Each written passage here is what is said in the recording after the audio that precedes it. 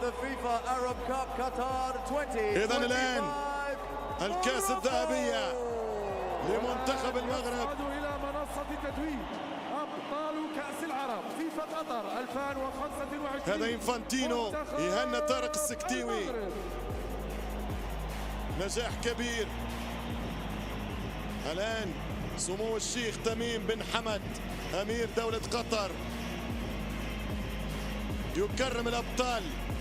هنا كأس العرب في قطر. تتوالى الأحداث الرياضية في الدوحة في مارس القادم في الربيع.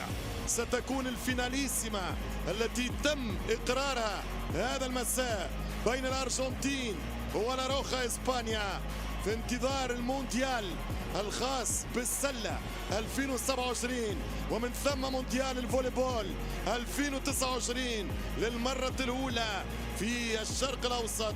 هنا خيار واختيارات على الرياضة ورهان متواصل، وحتما ستكون الأولمبياد الهدف الرئيس لقطر في 2036. إذن تكريم المنتخب المغربي. سعدان، آزارو، شويعر، أنس باش، الحارس بن عبيد يروح بذهبية شخصية وذهبية للفرق. تيسو دالي اللي كان خرج للإصابة. فريق المغربي كانت تركيبة متناغمة ومتجانسة، ومن يكون بهذه العوامل والثوابت أكيد سيكتب له النجاح. مبروك الوصول، مبروك للنشامة، مبروك لقطر هذا التنظيم التاريخي من جديد. مبروك للعرب بطولتهم التي تشرف والتي تعرف والتي ترفع الراس.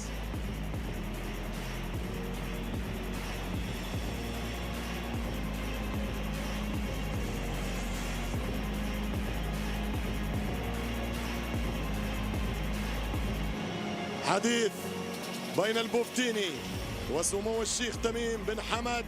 والآن هي لحظة من لحظات الشيل، هي لحظة من لحظات القبض على اللقب، هي لحظة من لحظات النجاح والتمتع بالنجاح.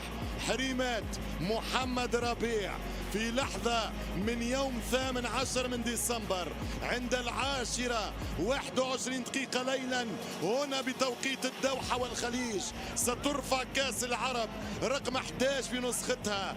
بطل من وراء بطل. هنا الحالمين بالنجاح والذين حلموا باللقب من أول نسخة في 63 في بيروت، من تونس إلى العراق 4 مرات تواليا، إلى السعودية في مناسبتين، إلى المغرب في الضربة الأولى، إلى الجزائر في الفرحة الأولى، إلى المغرب مرة ثانية. هذه كاس ترجع إلى الديار المغربية، وهذه الصورة تدخل أرشيف الكرة العالمية والعربية. حريمات كاس الذهب، كاس $7 مليون، كاس المجد، كاس اللقب، كاس التاريخ، كاس العرب، كاس الدوحة، كاس الدوحة. محمد ربيع حريمات والقدر الكبير مع حمد الله يشيلوها الاثنين، يهزوها الاثنين، يرفعوها الاثنين. ميسي في حلقة ثانية وشيل شيل يا حريمات، شيل يا حمد الله، شيل. المغرب بطل من جديد.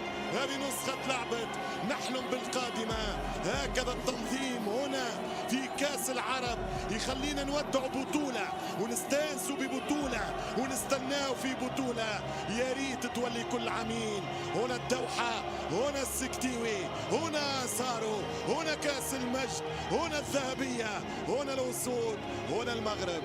مواعيدنا متواصلة وتطلعاتكم هي في بالنا وفي خاطرنا من يوم عرب إلى أيام إفريقيا.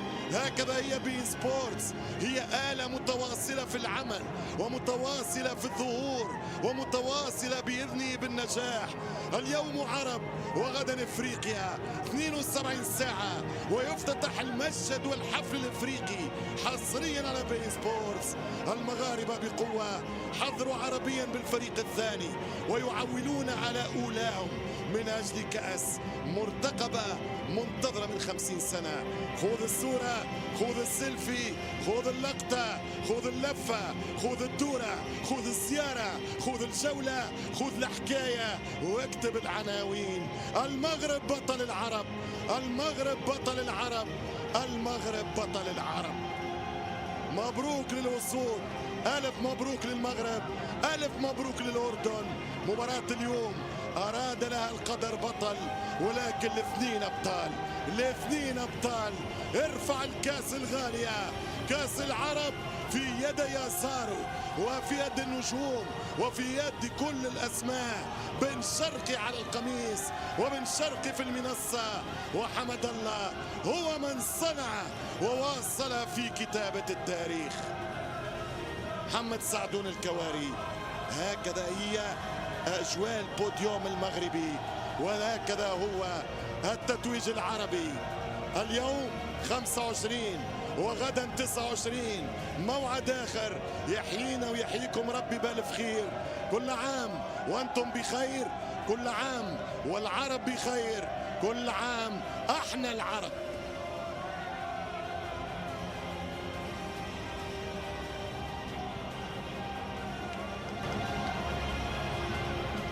وأنت بخير عصام، والكل بخير، وكل متابعي بي إن سبورتس بكل خير. مبروك مرة أخرى لمنتخب المغرب هذا الإنجاز التاريخي الفوز بكأس العرب للمرة الثانية في تاريخ المغرب، والمرة الأولى بشكلها وحلتها الجديدة تحت مظلة الفيفا في نسختها الثانية بعد 4 سنوات من نسخة 2021 التي توج بلقبها منتخب الجزائر. هو منتخب المغرب يتوج بطلا لهذه البطولة بعد نهائي ملحمي ممتع مثير شاهدناه بين ضغوطات كبيرة كانت على السكتيوي الذي كان متأخرا هو ومنتخب المغرب بهدفين لهدف واحد، إلى فرحة وابتسامة كبيرة لهذا المدرب الذي تلقى إشادة كبيرة من الجميع ومن لاعبيه على ما قدمه من قيادة مثالية لهذا المنتخب، خاصة في المباراة النهائية مع تقلب هذه المباراة وظروفها وتقلباتها وصولا إلى فوز منتخب المغرب بلقب هذه البطولة. تحية كبيرة من الجميع لمنتخب الأردن على ما قدموا في هذه البطولة. دعونا ننتقل إلى أرضية الملعب لنواكب هذه الاحتفالات وهذه الفرحة وهذا الإنجاز الكبير لمنتخب المغرب. إلى أرضية الملعب مع عبد العزيز مرة أخرى ومع الكابتن محمد أبو تريكة. عبد العزيز. شكرا لك محمد، واهلا بكم مرة اخرى، كما ارحب واجدد الترحيب بنجم الكرة المصرية كابتن محمد ابو تريكة. اهلا بك محمد عزيز. شاهدنا نهائي مميز دراماتيكي ان صح التعبير. الاردن تعود في اللقاء ثم تعود مرة اخرى المغرب، ثم مباراة تليق بحجم هذا النهائي كابتن محمد. وكأن ملعب اللوسيل موعود بالدراما. شفنا نهائي كاس عالم من 3 سنين، النهارده شفنا نهائي كاس العرب. مبروك للمغرب وعرض لك للمنتخب الاردني. مباراه كبيره، استمتعت على المستوى الشخصي، استمتعت بيها، وكان فضل ليها يا عبد العزيز ان المباراه تبقى مفتوحه وهجوميه. جول اسامه طنان اللي في البدايه اجمل اهداف المباراه، جول حلو قوي فتح اللعب، وبعد كده شفنا التغييرات، شفنا الاردن يرجع وبدايه الشوط الثاني وبعد كده يجيب 2-1 2-2 حمد الله والخبره 3-2. فمباراه تليق بنهائي كاس العرب. مبروك للعرب، كاس عالم عربي مصغر، كرة حلوة، عندنا كل الإمكانيات، عندنا مدربين على أعلى مستوى، عندنا لعيبة على أعلى مستوى. شفنا كرة حلوة، شفنا تكتيك، شفنا رومونتادات، شفنا العامل الذهني، شفنا كل حاجة في كرة القدم، شفنا أهداف، شفنا 5 أهداف. فمبروك للعرب على هذا المستوى، مبروك لقطر على هذا التنظيم، مبروك لكل الجماهير اللي موجودة اللي شفنا مباراة كبيرة. كل ملعب لوسيل موعود بالدراما، موعود بالنهايات الحلوة، فأي حد عايز نهائي حلو يجيبوا اللوسيل. صراحة عملية اتخاذ القرار لطنان في التسديد في هذا التوقيت، في حساسية المباراة، مباراة نهائية في التوقيت، حتى الآن المباراة متعادل تعادل سلبي دون أهداف، يعني تشعر بأن هناك أيضا عامل ذهني مميز لهذا اللاعب بالذات من بدء لاعبي منتخب المغرب. اول 5 دقائق هو محضر نفسه، هو شاف يزيد ابو ليلى متقدم راح حاططها على طول حلوه قوي بدقه كويسه وبدقه كبيره، هي ده اللي فتح المباراه، هو ده السيناريو المختلف اللي ما كانش حد متوقعه، ودي لحظه ابداعيه يا عبد العزيز. انا قلت لك يا النهائيات بتاع لحظات فرديه، لحظات ابداعيه هي اللي بتفتح المباراه.